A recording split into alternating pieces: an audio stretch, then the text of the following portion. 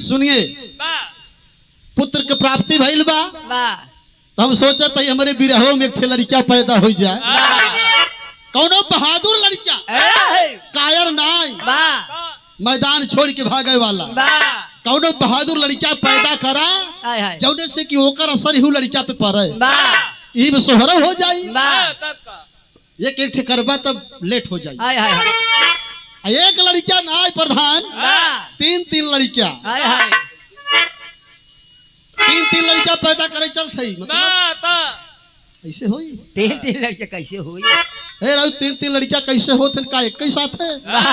आजकल तो छठ होता है, तो तीन ही ठोरे चक्कर में बाटा। हेलो हेलो भैया, हेलो। अनैतिकता का विष जो खोला है जिसन, उसे एक दिन उसको पीना पड़ेगा। दुष्कर्मों की लौ में झुलसते हुए माया रूपी जहां में ही जीना पड़ेगा। आए जोश में होश को खोने वाले, होश कितना भी हो रोश ढल जाएगा।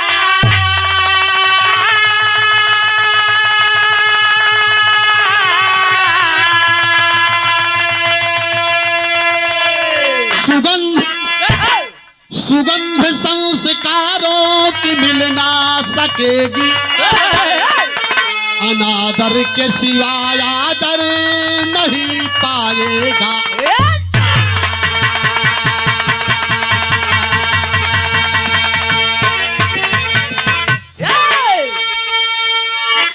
भैया, हमारे कहानी की शीर्षक बा त्रिदेव जन्म। त्रिदेव जन्म सृष्टि का रचना, जेकर दिन बा नवरात्रि हो ना, यही में देवियों की चर्चा हो जाई, अब पुत्र का प्राप्ति भी हो जाई, जवन आज के विषय बा, और जवन मान ला पता नहीं कब के विषय बा, जवन याद बा तो ओकर कब से मन बा। आज शक्ति की भी चर्चा हो जाई, और पुत्र की प्राप्ति भी हो जाई, समाज का आनंद भी आई। दुष्कर्मों की लौ में झुलसते हुए माया रूपी जहां में ही जीना पड़ेगा। गीत बा कैसे बा? एक पत्ती बढ़ाई लाल,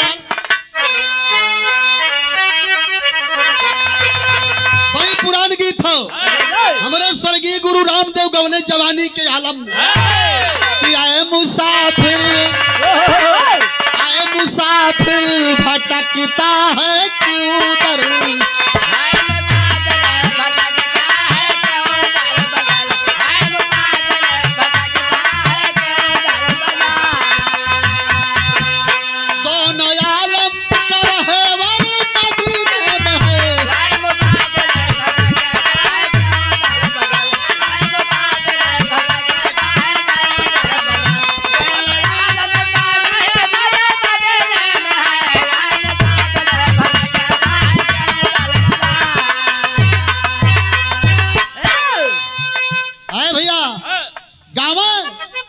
इस भाव को समझते हुए वही छाया हुआ नाम अभी 1100 रुपए के सम्मान दिए और पुनः 500 रुपए का पावन प्यार। मैं कह रहा हूँ हो न जाकत कहाँ हूर के नूर पे, कहाँ हूर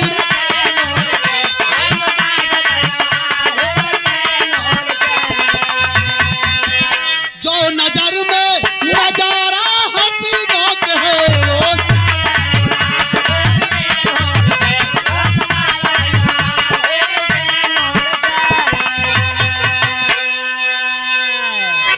जो नजर में नजारा, हसीनों के है। ई गाना का भाव बा, ओ नजाकत कहाँ हूर के नूर पे, जो नजर में नजारा हसीनों के है। कत्ल कर दे, कत्ल कर दे कटारी में खून ना लगे।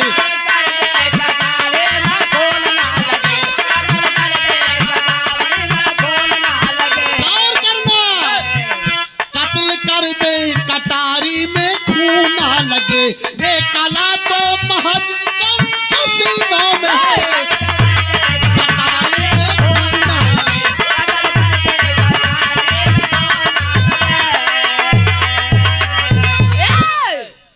कत्ल कर दे कटारी में खून ना लगे। एक कला तो महज कम हसीनों में है। अगर ये चाहे तो सूली पे चढ़वाई दे, अब फांसी होए वाली रहे प्रधान जी, खाली इनकर चितवन अगर सही हो जाए तो जज जी भी अपन जजमेंट बदल दे। ध्यान केंद्रित रहे लोगों को। 500 रुपए का सम्मान किए हमारे अयूब भाई और गांधी प्रताप यादव इब्राहिमपुर की धरती से, एडवोकेट साहब, वकील साहब, सादर 101 रुपए का सम्मान डॉक्टर, वकील और जज, जिन्हें इन तीनों को भी भगवान का दूसरा रूप बताया गया। इशारा ही काफी है। भैया के प्रणाम बा, नजम के लाइन हो।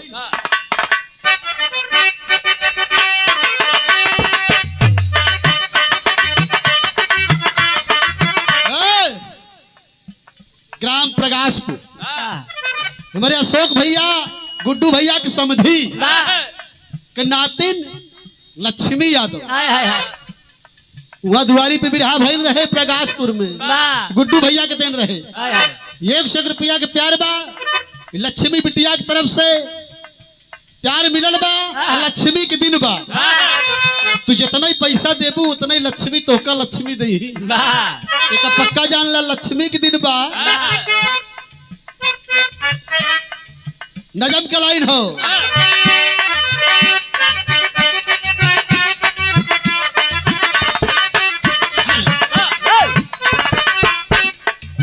हुई कहां से, हुई कहां से सुनिए सृष्टि की उत्पत्ति सही। हुई कहां से सुनिए सृष्टि की उत्पत्ति सही। मानव भी नयवनी देव भी नहीं थे कहीं।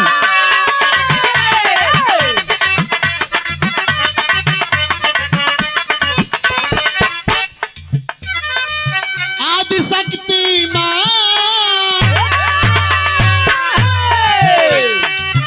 आदि शक्ति मां के मन में ये विचार हुआ, करो सृष्टि की रचना, दिल में ये उद्गार हुआ।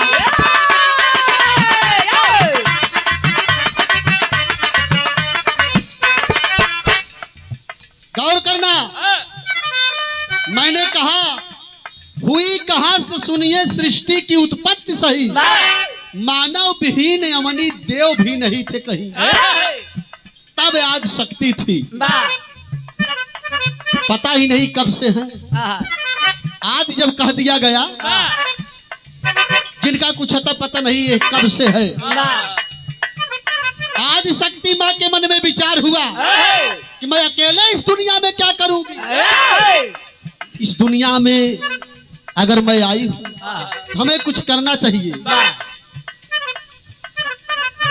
3 था नेत्र,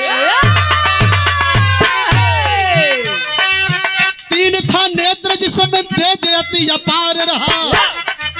3 था नेत्र जिसमें तेज अति अपार रहा। शक्ति की खानी माता शक्ति ही साकार रहा।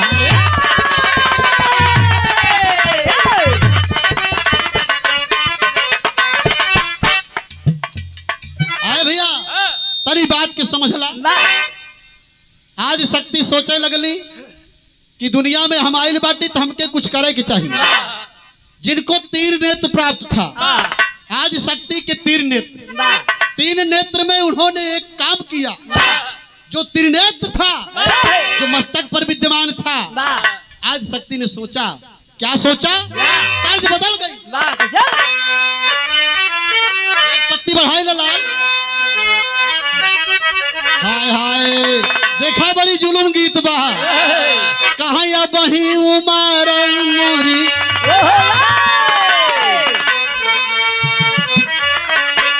हरे या बही उमर मोरी बारी री, आइल गावा नावा की साड़ी, बही उमर मोरी।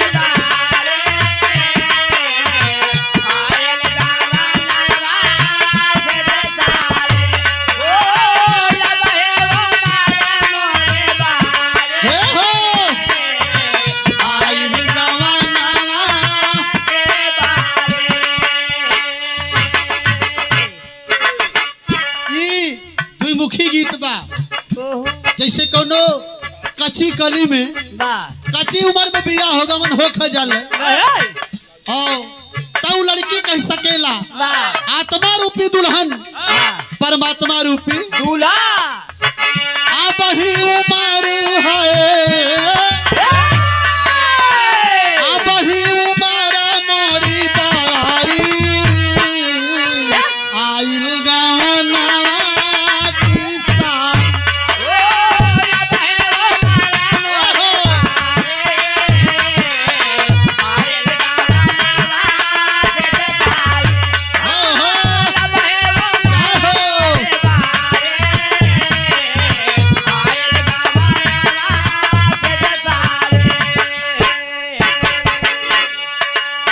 लेकिन ए भैया आज शक्ति का सोचेली, का सोचले आपन दहिनी आखिया,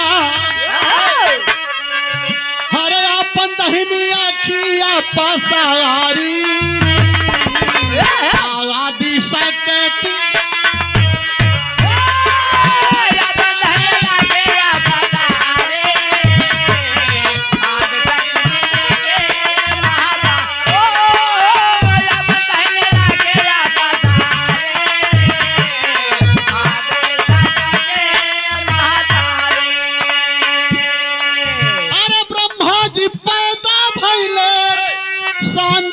अग्निया, अरे आदि शक्ति माता बोले मधुरी चबनी, आदि शक्ति माता बोले मधुरी बदनिया, आदि शक्ति माता बोले मधुरी बदनिया। ब्रह्मा जी पैदा भइले शांति अग्निया, आपन दहिनी अखिया पसारी रे आदि शक्ति महतारी। गौर करना, कहानी छूट जाएगी साथ तुझे मजा नहीं आएगा। 32 साल का एक्सपीरियंस क्या बोलेगा तब, समाज गाली देगी। भैया रुक जा, हम जब गाना खमान मूड बन जाला, तुलसी जग में दो बड़े प्रधान, एक पैसा एक राम। राम नाम से मुक्ति होता है, पैसा से सब काम। पैसा न देबे तब वो पुराण से पुराण सुनाई दे, नई से नहीं। हाँ पुरनकी में दम बा, ना दिखावत है पुरनकी में कितना दम बा। ब्रह्मा जी पैदा भइले शांति अग्निया, आज शक्ति सोची कि हम अकेले का करब इस दुनिया में, हमके कुछ करे के चाहिए। आपन दहिनी आंख खोली, एक आग का गोला, आग का गोला निकला। धीरे धीरे जब उज्ज्वला शांत भइल तब उनमें ब्रह्मा जी पैदा भइल। ब्रह्मा जी पैदा भइले शांति अग्निया, आज शक्ति माता बोली मधुरी बचनिया। का बोलली, कहीं माना लाल माना लाल, माना लाल बतिया हमारी।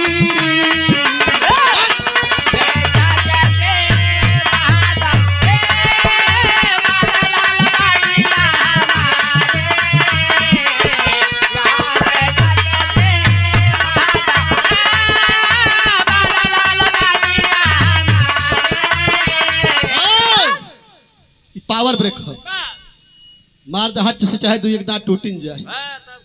सुनील के अम्मा लड़का के दादी की तरफ से 51 रुपया के प्यार बा, पाँव छू के पहलगी बा आप सब माता बहनन के नमस्ते प्रणाम बा। लड़कन का आशीर्वाद बतानी कहानी पे गौर करी हा। घर में एक लड़का पैदा भवा, हम अपने बिरहा से 3 लड़का पैदा कर।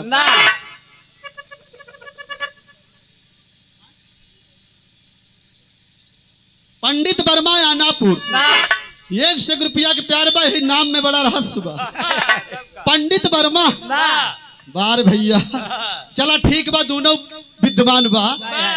हाँ सरदार, दिन खोदा करहैया जब छुआ देता है, करहैया में अगर बिजली की तार नहीं ना रही तो बिरहा ना होई। जेकर कमर मजबूत रही वही सब कुछ काम कर पाई, और जेकर कमर ना हिली ओकरे कई लइके हुई।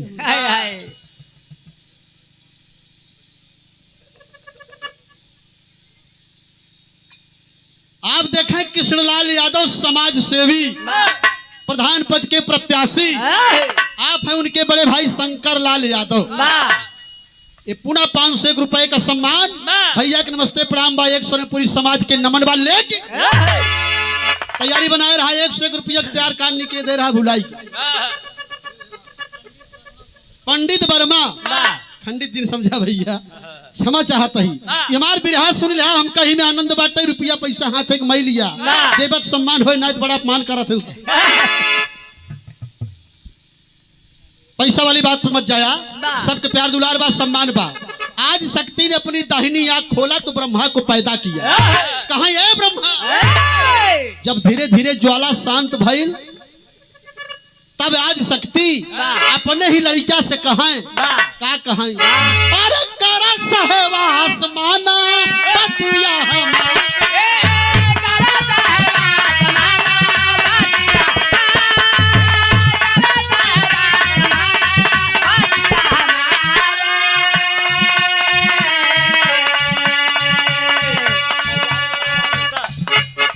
बन जा तू राजा बाबू, बनी हम प्यारी, ब्रह्मा जी दिए नहीं कारी, ब्रह्मा जी दिए नहीं कारी।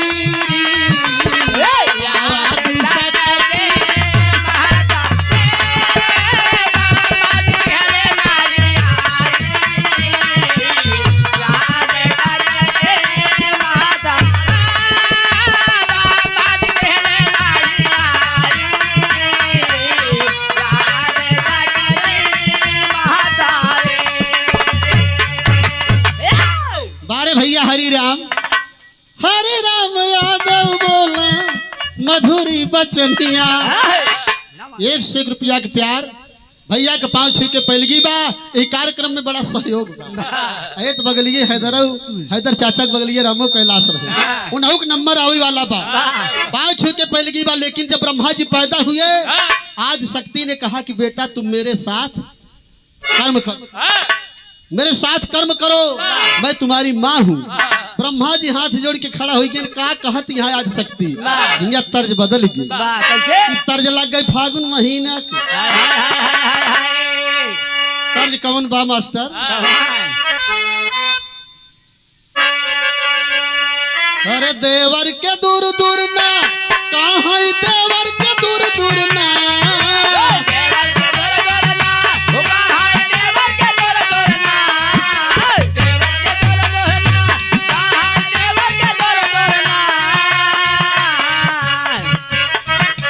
देवर के दूर दूर ना, कहीं देवर के दूर दूर ना। ये भौजी तब भौजी भतरई का खियावई, कहीं देवर के दूर दूर ना।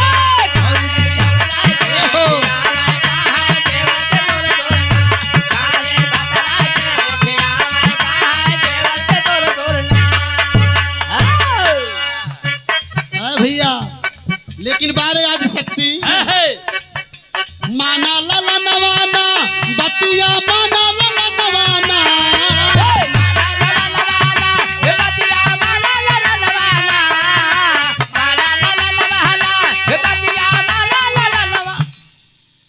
श्री शंभुनाथ यादव हमारे धर्म के बड़े भैया गार्जियन महोदय, दुबौली हमसे तरफ से 101 रुपया का पावन प्यार भरा आशीर्वाद बा। पाँव छू के पहले की बात आप सब भैयन के नमस्ते प्रणाम बा। आज शक्ति कहे ब्रह्मा से माना ललनवाना बतिया माना ललनवाना तकैदा अरे कैदा तकैदा सृष्टि के रचनवा बतिया माना ललनवा।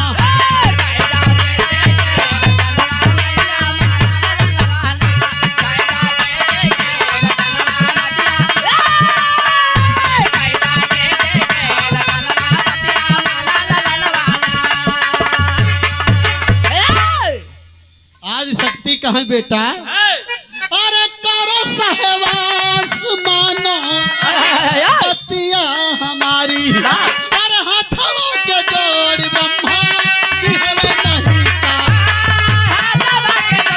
हो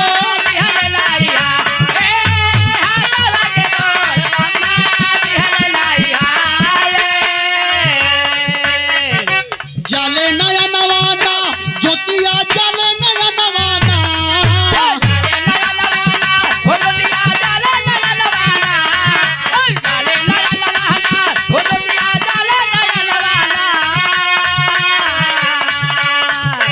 जले नया नवाना ज्योतिया जले नया नवाना जलावली जलावली ब्रह्मा के बदनवा ज्योतिया जले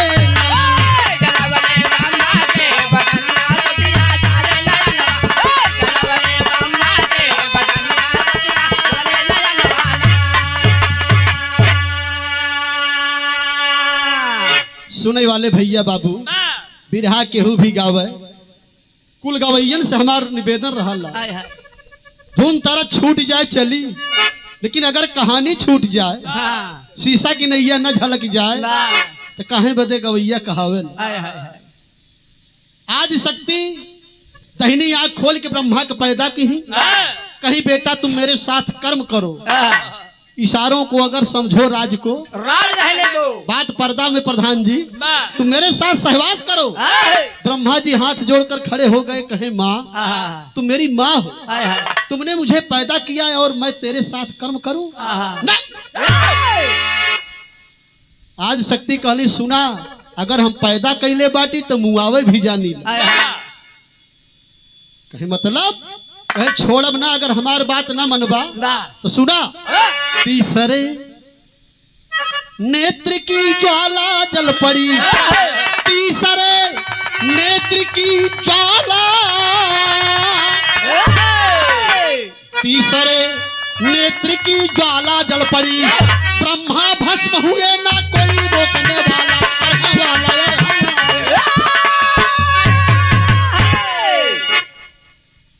ब्रह्मा भस्म हुए ना कोई रोकने वाला तीसरे नेत्र की ज्वाला जल पड़ी। जब ब्रह्मा की बात सुनी आज शक्ति ने कहा कि अगर तुम मेरी बात नहीं मानोगे तो मैं तुम्हें जलाकर राख कर दूंगा। आपन तीसरा नेत्र खोले कहे सुना अब तो के क्यों बचा ना सकता तीसरी अखिया खोल के ब्रह्मा के जलाए दे। अब वही आग लगल व शरीर में मन बहकत हो मन ऐसन बाउर न केहू देखाला सुंदर समनिया पे हरदम लोभाला।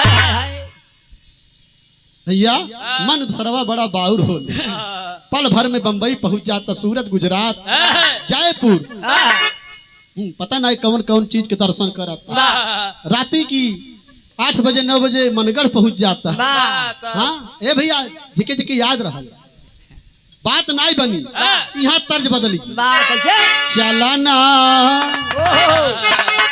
भैया कौनो रोड का राजा मतलब ड्राइवर बाबू ड्राइवर साहब गाड़ी लेके जात रहले एक हसीन लड़की सिंगार कई के रोडवई पे मचकत की जात ब्याह ड्राइवर साहब हारन बजावत हम सुनात नहीं खे तब ड्राइवर साहब गाड़ी खड़ी कैले कहीं चला ना उतान गोरिया खुल्ला में खुल्ला चला ना उतान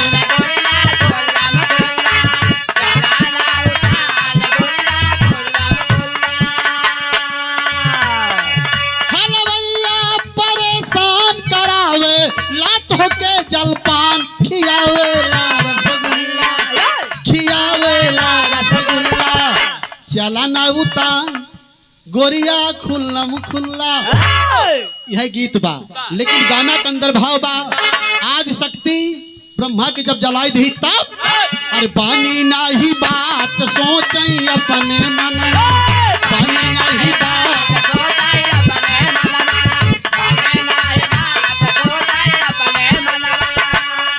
दुख दिल में नहीं समात लगौली फिर से अपन घाट पूर्ण नाही अरमनवा, पूर्ण नाही अरमनवा पानी नाही बात सोचई अपने मनवा।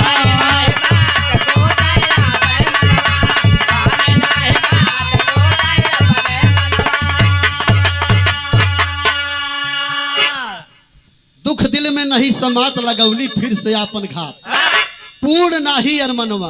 कहीं मन के तृप्ति ना भइल अब का करी, तब का करत हई अरे अखिया के खोली के बिसुड़ू के बनावा।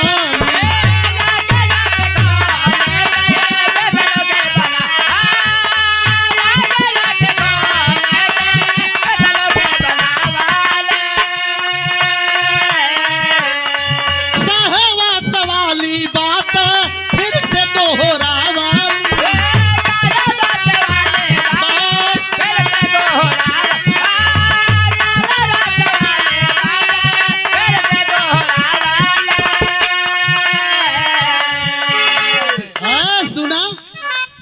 भोलेनाथ पार्वती के ऐसा प्रसंग रहा एक थे, उन्हों दू जनी की लीला परंपार रहा, लेकिन पत पत्नी रहे यार महतारी बेटवा के संबंध हुआ। अब देखा आज शक्ति जब दूसरी बार आँख खोली के पैदा कैली विष्णु की। पहली बार आँख खुलल तहिनी तब ब्रह्मा पैदा भइले, जब दूसरी बार आँख खुलल तब विष्णु जी पैदा भइले। विष्णु से यही बात कही, कहीं बोला विष्णु जी हाथ जोड़ के खड़ा भैन कहे ना महतारी हमारे बस के ही काम। अब का करें, तीसरी बार पैदा भइले भोले सुखदानी।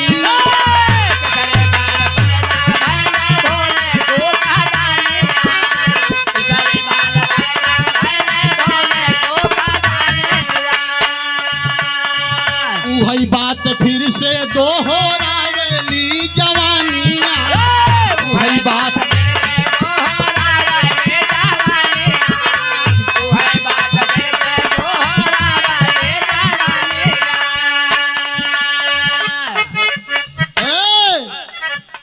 मन के पुरादा अरमान बोलती नहु जनवा।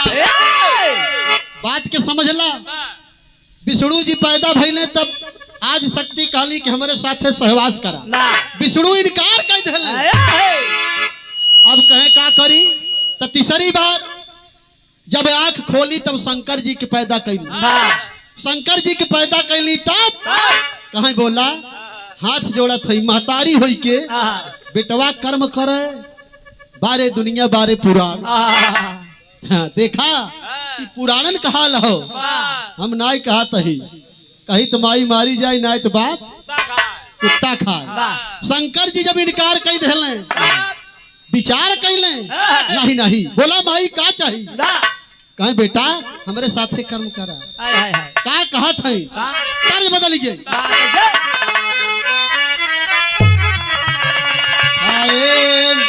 कहीं गोरी तोरी मुस्की जवानिया रे,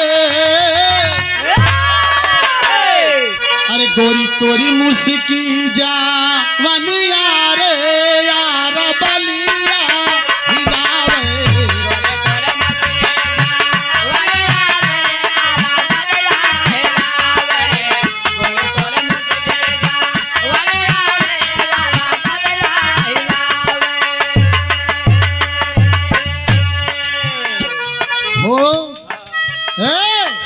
यह गीत बा, लेकिन का करा मनवा मनवा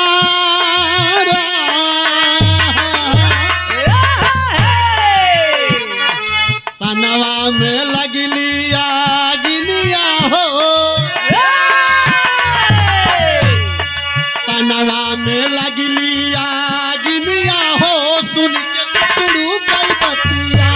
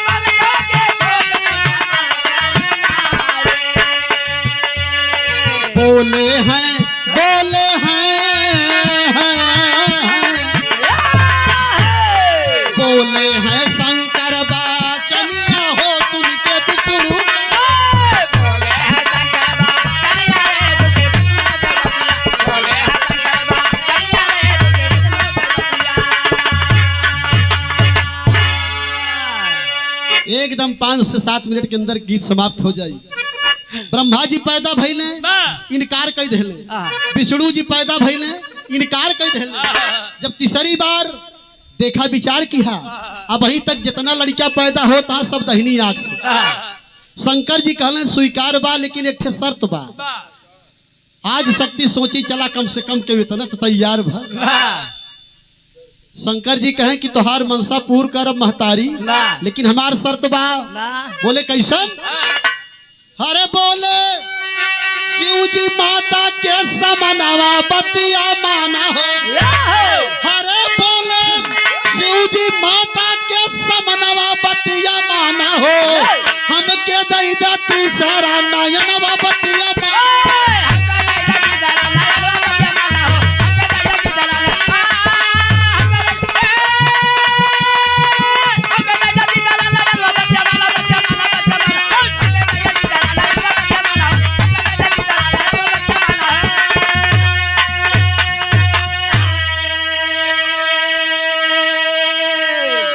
शंकर जी होशियार, जब आज शक्ति बताए दही कि अगर तू हमार बात न मनबे तो जैसे उनका दोनों जने हम दही तीसरी आँख खोल के जलाए, वैसे तो हम के जलाए देव। शंकर जी कहें महतारी हम माने के तैयार है।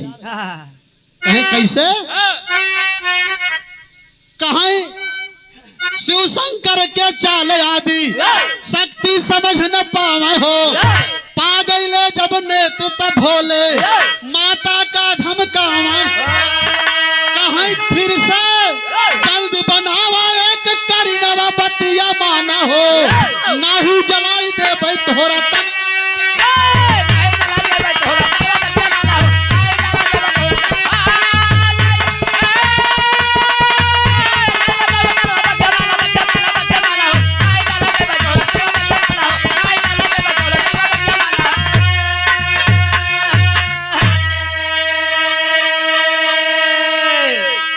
शंकर जी ने कहा कि मैं आपकी शर्त स्वीकार कर रहा हूं, लेकिन सबसे पहले वो अपन त्रिनेत्र हमका दे। शंकर जी के चाल आज शक्ति ना समझ पाई, अपन त्रिनेत्र प्रदान कर दी। भोलेनाथ जब त्रिनेत्र पाई गए, कहा महतारी जल्दी से एक ठे लड़की पैदा कर। एक ठे लड़की पैदा कर तब तोहार हम मनोकामना पूरा करब। लड़का पैदा करे के बारी रहल तो दहिनी आँख, जब लड़की पैदा करे के बारी आई तब बाई आँख। तब बाई आँख खोल के आज शक्ति एक लड़की पैदा की ही, जौने लड़की के नाम पड़ा गायत्री। जौने लड़की के नाम पड़ा गायत्री। बाबूजी धीरे धीरे समय बीता।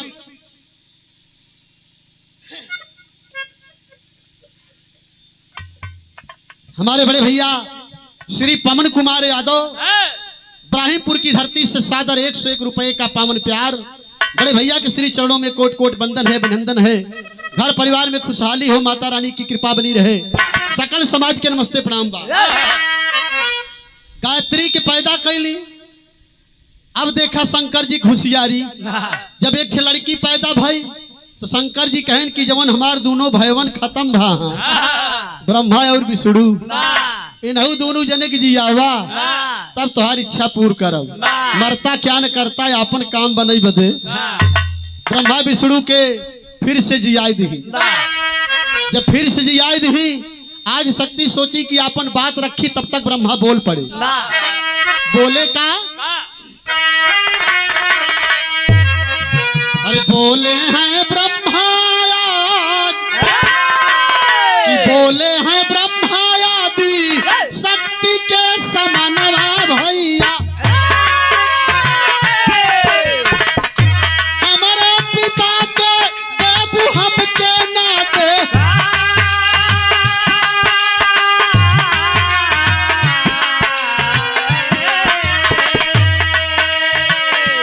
आदि शक्ति से ब्रह्मा कहन, हे महतारी हम सब तीनों भाई बाटी एक बहिन बा, हमार बाबू कहाँ यहाँ?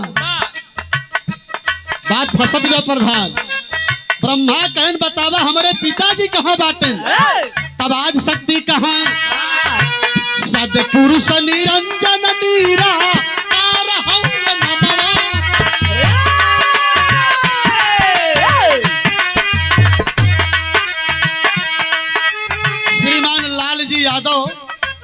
हाजीपुर से 100 रुपया के प्यार 5 फी के पहले की बा। ब्रह्मा कहन हमारे पिताजी के नाम बतावा। आज शक्ति कहीं कि सदपुरुष निरंजन निराकार जेकर कौनो वाकार नहीं बा। आप बतावा। बड़े आश्चर्य में पड़ी गई आज शक्ति। ब्रह्मा कहें सुना दिखावा। कहें बेटा तू उनके खोज ना पैदा। कहें ना हम खोजब। कहे तो ठीक बा जात ही खोजे हम। आज शक्ति की होशियारी देखा। आज शक्ति सोचत यहाँ ब्रह्मा जी खोजे जाइ हैं वापस आई हैं हम कैसे मानव की पिताजी के दर्शन के है।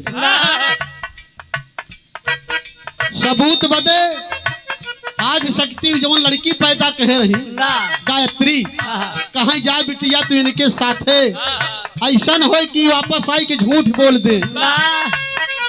गायत्री और ब्रह्मा दोनों जने निरंजन निराकार के खोजे बदे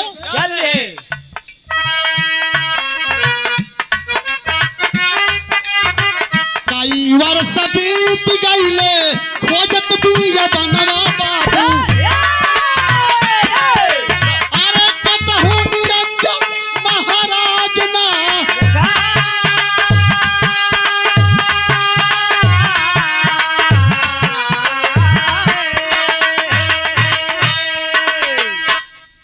कहानी की समझला। गायत्री और ब्रह्मा कईयों वर्ष खोजत खोजत बिताए दे निरंजन निराकार के दर्शन नहीं मिला। ब्रह्मा कहन साला उम्र बीत जाए। गायत्री से कहन खोजत खोजत बचपना जवानी में बदल गई। गायत्री जवान हो गई। ब्रह्मा कहन कि चला बहन माई से झूठ बोल दे दोनों जने कि निरंजन निराकार बाबू के दर्शन हो गया। बात फंस गई। अब गायत्री कहा झूठ तो बोलब लेकिन एक शर्त बा। ब्रह्मा कहा बतावा। तब गायत्री कहत बा अरे भोग विलास कारा हमारा के साथ भैया। अरे तब हम अपन समर्थन देबै।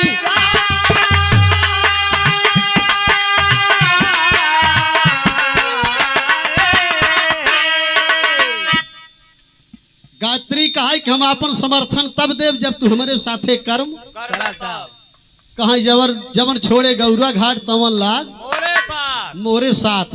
यही से वंचित हुई कि हरे आए अबे परेशान करती यहाँ लेकिन अपन काम बनावे बदे बारे ब्रह्मा बहन के साथे कर्म केहन वही जंगलों में एक लड़की पैदा हुई जौने लड़की के नाम पड़ा सुजात्री। आज शक्ति की 3 लड़कियां ब्रह्मा विष्णु महेश बाबू को खोजे गए। गायत्री के लिए आई के दोनों भाई बहन मिल के रचना कहन तो एक लड़की पैदा भई जौने के नाम पड़ा सुजात्री। लौट के आए दोनों जने बिटिया साथे में बा। आज शक्ति से ब्रह्मा कहन माई बाबू के दर्शन हो गया। आज शक्ति कहीं दर्शन तो हो गया ठीक बा लेकिन ई किया दोनों जने भाई बहन सर झुकाए ले कहाँ माई कहाँ बस क्या रहा। अब जान ली हम वेद में भेद नहीं भेद है विद्वानों। हेलो छेड़ा मत यार विवाह बंद हो जाए तब जवन मन कहे तवन की है। तीनों जने झूठ ही बोले। आज शक्ति के क्रोध लगल कहने अच्छा ये बात हो श्राप दे देली आज शक्ति तीनों जने की। श्राप कमन दही अंतिम लाइन में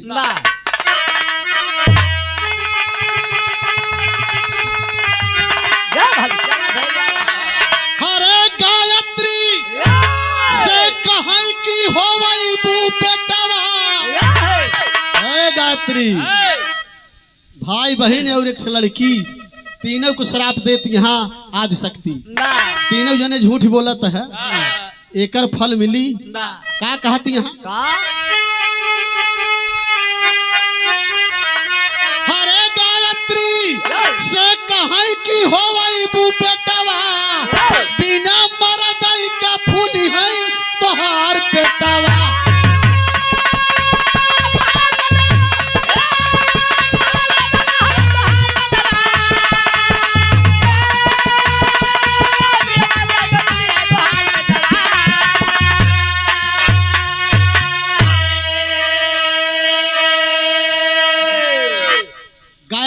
श्राप मिला कि बिना बियाहन के तोहरे लड़किया हो जौन आज शक्ति बाई आंख से पैदा कहे ई गायत्री के श्राप मिला जा तोहार बियाह न होई तब तोहरे पुत्र की प्राप्ति होए आ जमन दोनों जने के मेल से ठे बिटिया पैदा भई रही जौने के नाम रहल सुजात्री ओका का श्राप मिलल अरे सुजात्री से कहाई पांच भातारी कहाईबू अब बारी बारी सब ही का सजिया सुतई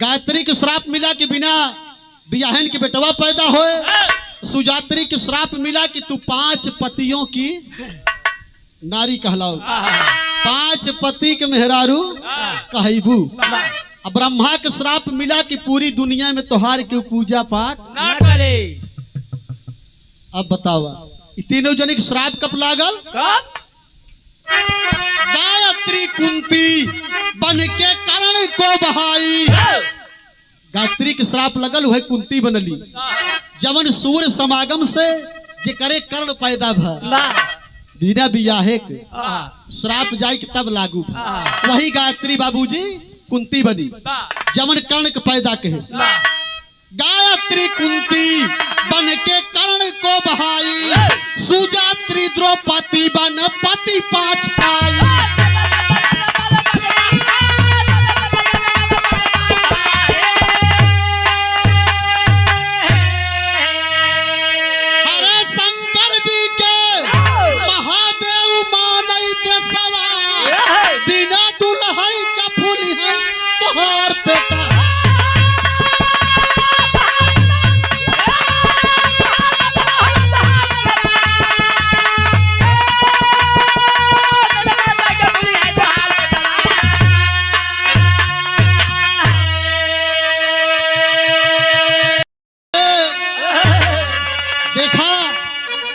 ज्यादा समय न ले विवाह के समय पूर्ण हो गए 2 घंटा हो गए चला ठीक है बिटिया तू 3 घंटा गाऊ हमारी तरफ से कौनो बाउंडेशन नहीं तोहार वंदना 2 सोहर 1 घंटा 45 मिनट में पूर्ण भरहा अगर हमार बिरहा सहित मान ला 2 घंटा में पूर्ण होत बत कौनो बहुत बड़ी बात हाँ हम तो वही खेते में बिया डार दी जहाँ से कुछ आशा बनी अब तू ओका डारा बढ़िया भी हमार मोती गोल्ड है तोहार बिया जय श्री राम है चला